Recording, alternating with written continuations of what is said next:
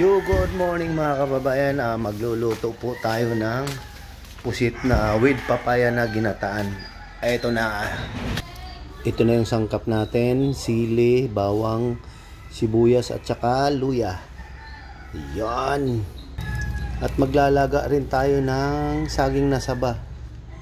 Saba sa amin to sa Bisaya. Ewan ko lang kung anong pangalan nito sa inyo. Comment kayo kung anong pangalan nito sa inyo. Gantong saging na maliliit na maligat. Ayun. Siyempre ilalagay natin sa plastic para hindi pupula yung kaldero. Ganitong technique ng pag nagsalalaga ng saging. Ayan, nilalagay sa plastic. Hindi pupula yung kaldero. Ang hirap pa naman tanggalin pag pumupula yung kaldero dahil sa dagta ng saging. Yun. Ayan. Tatali natin. Lalagyan natin ng sabaw dito sa gilid. At saka meron na rin dito sa loob ng plastic.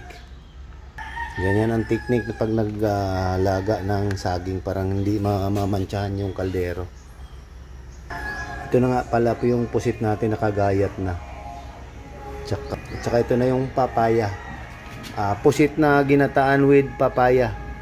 Shout out nga pala sa Freeman Bagaris ng Zamboanga.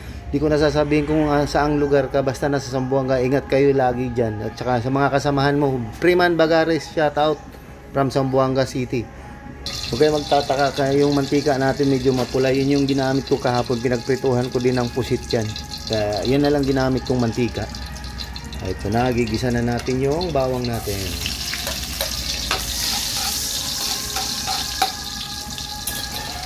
Sunod na natin itong sibuyas. Mix luya.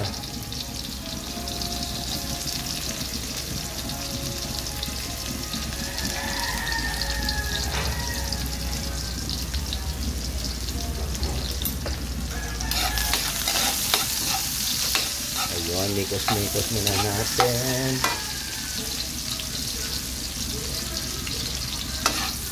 Saka pusit na natin.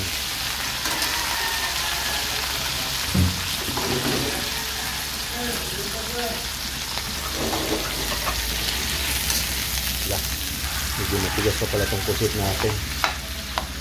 Ay, hindi na. Ito na pala.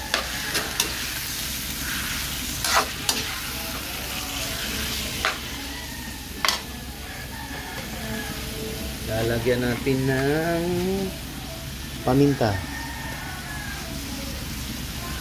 Ulit ng butas. Buksan na lang natin. Mas masarap, madaming paminta para mawala yung langsa.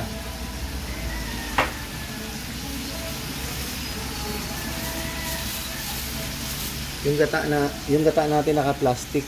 Binibili ko sa palengke na nakapiga na. Ito yung unang piga. At ito yung pangalawa. Yun, libre piga na. Hindi ka na magkukudkod ng nyog. Kasi may manabibili naman dito sa amin na may libre piga na. Yun, malaki ng pusit natin. Kumukulo na rin yung saging nating nilaga. At syempre, di mawawala yung magic sarap pang palasa natin. Ubusan natin yung isa.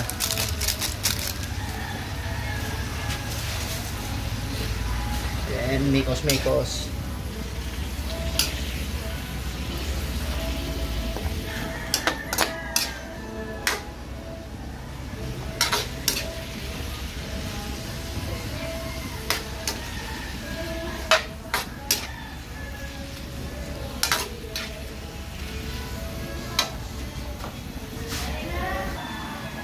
Lalagay na natin tong sili natin parang may sipa.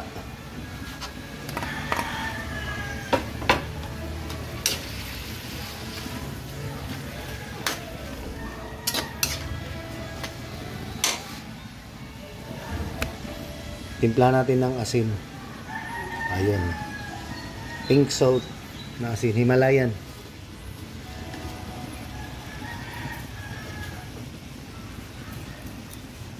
Yan.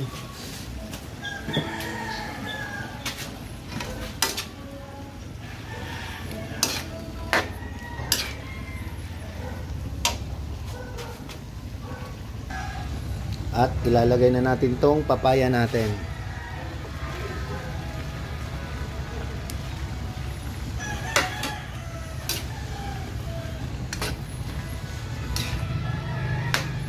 Yan guys, ganyan ang pagluto ng pusit na ginataan with papaya.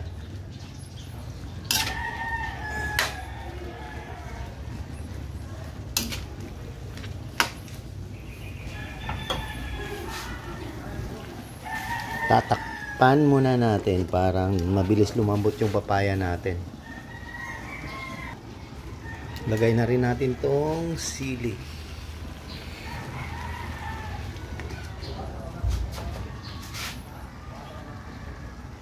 Ginamit natin na pusit dito yung malalaki. Ayan, kita nyo naman yung bilog. Ayan, nakagayat-gayat na. Ikos muna natin. Pagkalambat ng papaya nito, lalagay na natin yung gata natin, gatang kaka.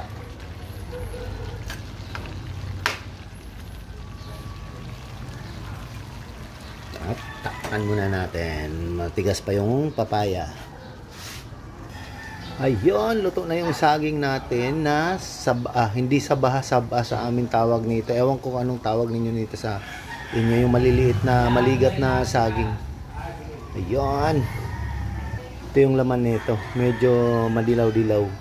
Ang sarap na ito, maligat.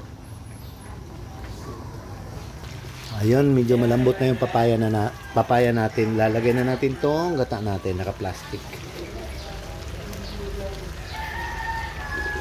Nilagay ko sa ref kahapon ko ito binili, kaya buo-buo. Nilagay ko sa ref namin kasi hapon ko ito binili. Hindi mapapanis.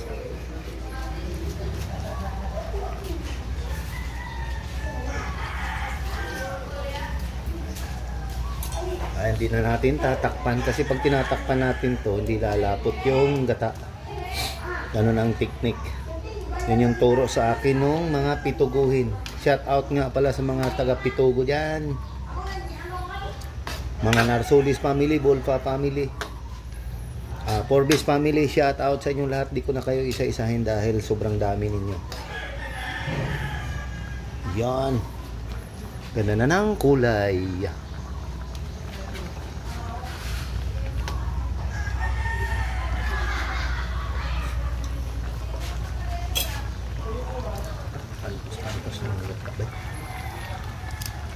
Lagyan natin konting suka.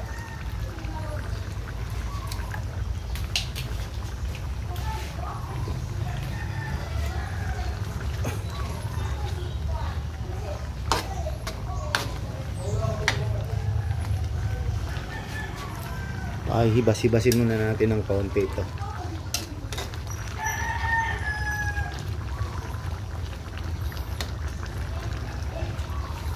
Tikman natin.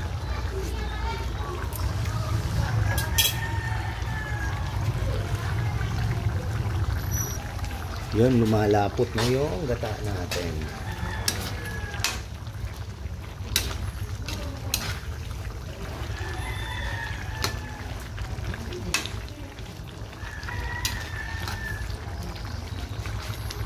Yan, paluto na yan.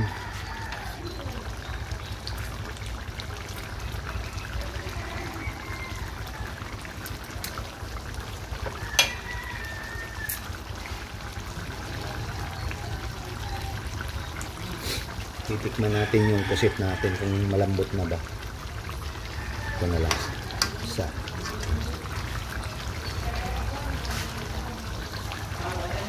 Ayun, malambot na. Pwede na. Ayun, napakalapot na niya.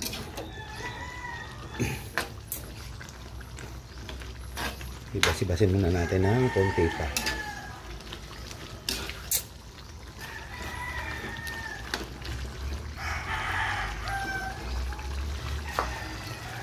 Lapot na yung gata.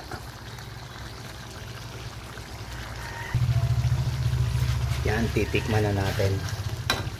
Luto na to.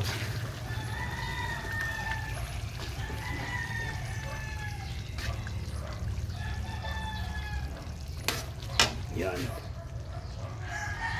Partner na natin ang saging na saba. Tara, kain tayo. Yan yung saging natin na saba. Yan yung kulay ng saging. Manilaw-nilaw. Ang ligat.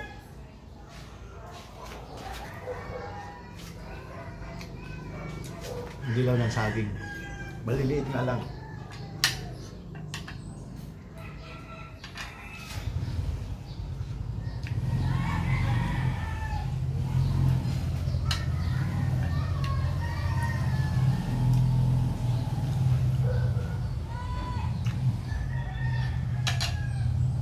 Sarap.